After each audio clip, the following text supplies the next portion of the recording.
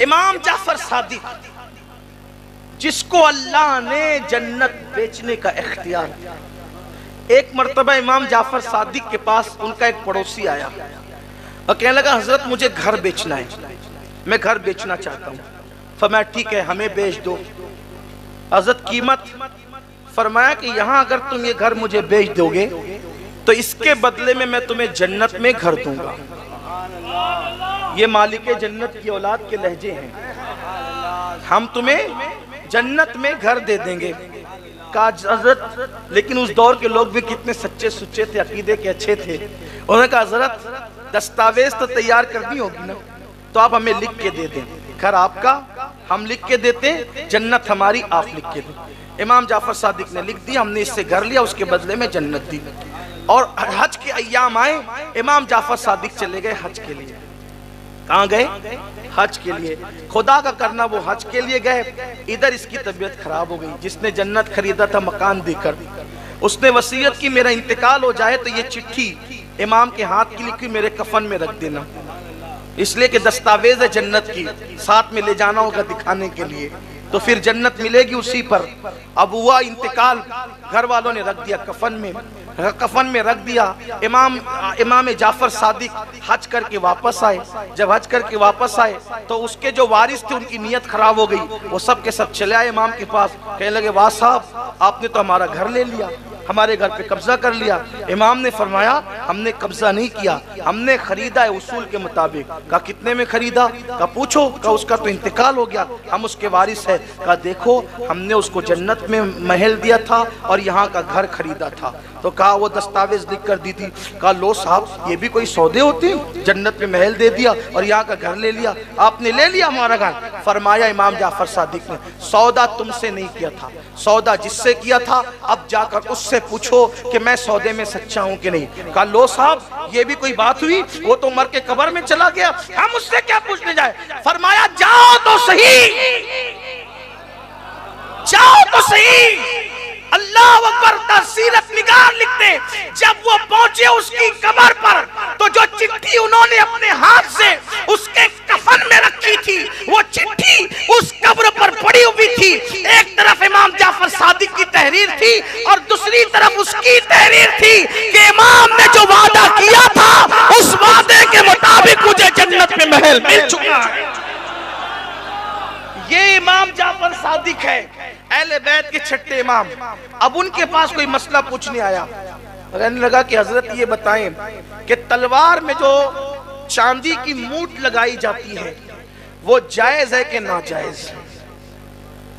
क्या है, जायज है कि नाजायज? अब अगर मुझसे कोई पूछे कि चाइनीज खाना जायज है कि नाजायज, तो मैं कहूंगा जायज है। तो कहेंगे उसकी दलील क्या है? तो मैं कहूंगा कि वो जो फला खान साहब फिल्म दुनिया में काम करते ना, वो भी चाइनीज खाते हैं। कहा वाह जी वाह, बड़ी दलील लाई आपने, आप भी गैर मोतेबर हो गए गैर मोतेबर का हवाला देकर। सही, यही ना भाई, जायज बताना है तो उसका हवाला दो, दामन निचोड़ दे तो फरिश्ते वुजू करें, हैं? यही तो है, यही तो है। कहा कि भाई ये डिश खाना जायज है कि ना जायज? वो फला खान साहब का हवाला दिया नाचने वाले का, तो मैं गैर मोतेबर हो गया। लेकिन अगर मैंने ये कह दिया कि अल्लामा अख्तरजा खान साहब को मैंने करते देखा है, यहाँ भी खान साहब है ना, लेकिन ये कह दूं कि अल्लामा अख्तरजा खान साहब जिन्हें हम और आप मोहब्बत प्यार से ताजुश शरिया कहते हैं, उनको करते देखा है, कहा नहीं अब बात मुकम्मल है। क्यों?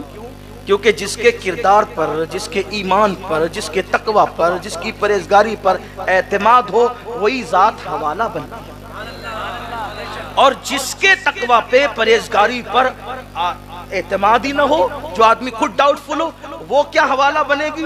उसका हवाला देने वाला खुद जो गैर मोतेबर हो जाएगा।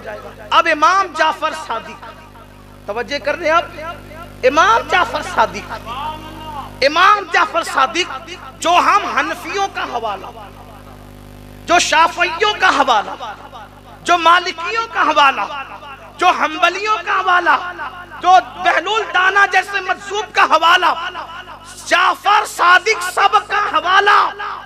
बल्कि जो लोग फिक्ह हनफी मालिकी शाफी को नहीं मानते, तो वो लोग भी फिक़्ह जाफरी को अपना हवाला मानते हैं। हो गया सबके लिए हवाला, दोनों फरीकैन के लिए हवाला।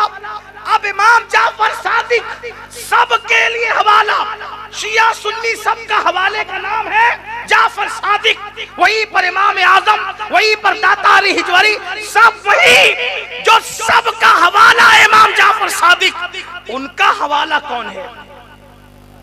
उनका हवाला कौन है? वो किसको दलील बनाते हैं? वो किसको दलील मानते हैं? आने वाला पूछता है चांदी की मूठ तलवार में बनाना कैसा?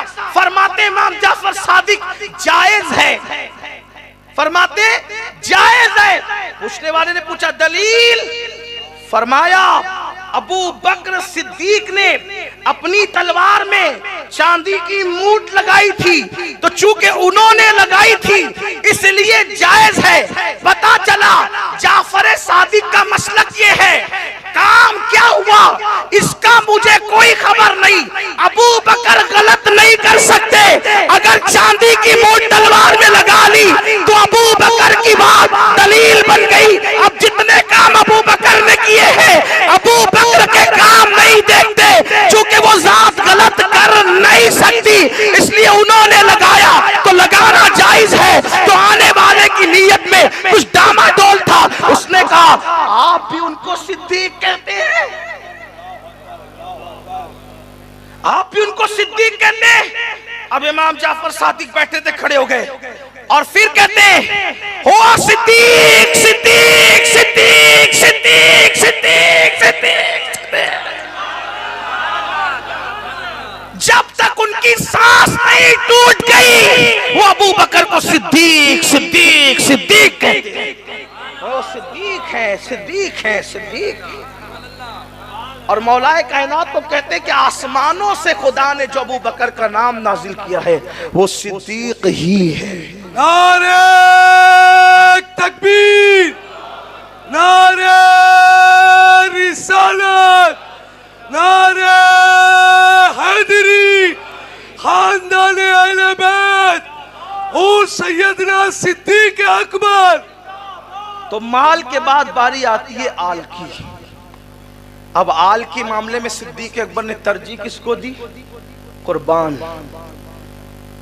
आपकी बड़ी मशहूर रिवायत है, आपका बेटा ईमान लाने के बाद सिद्दीक अकबर के साथ असकी बाबा बदर का मैदान कितना भयानक और दर्दनाक था।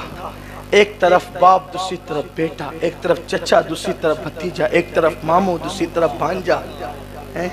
ये हुजूर के सहाबा हैं। मेरे अजीजों, नबी के लिए कोई दामाद नहीं छोड़ता यार, उन्होंने अपना बाप छोड़ा है। जो शहर में काबा था, काबा वो शहर छोड़ा।